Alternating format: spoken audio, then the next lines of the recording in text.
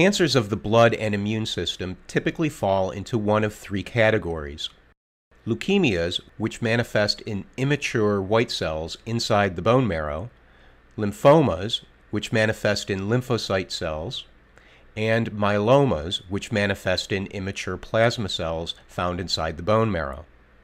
Lymphomas are typically broken down further into two different types: Hodgkin's lymphomas, which manifest in the lymphatic system, and non-Hodgkin's lymphomas, which manifest in the blood. Leukemia gets its name from the term leukocyte, meaning white cell. Leukemia is a cancer characterized by an abnormal increase in immature white cells called blast cells, which are partially differentiated in the bone marrow. These blast cells are the daughter cells of the hematopoietic stem cells. Because the white blast cells have not fully differentiated, they remain in the bone marrow, creating the unique characteristics and effects of the disease.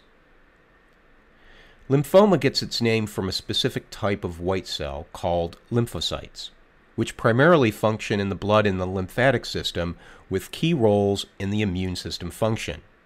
There are many different types of lymphoma, usually described in one of two major classifications: Hodgkin's and non-Hodgkin's.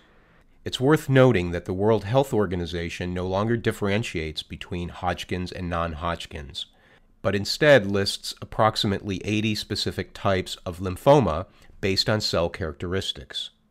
Hodgkin's lymphoma is a cancer that begins in a group of lymph nodes, usually the neck, and then spread to other lymph nodes.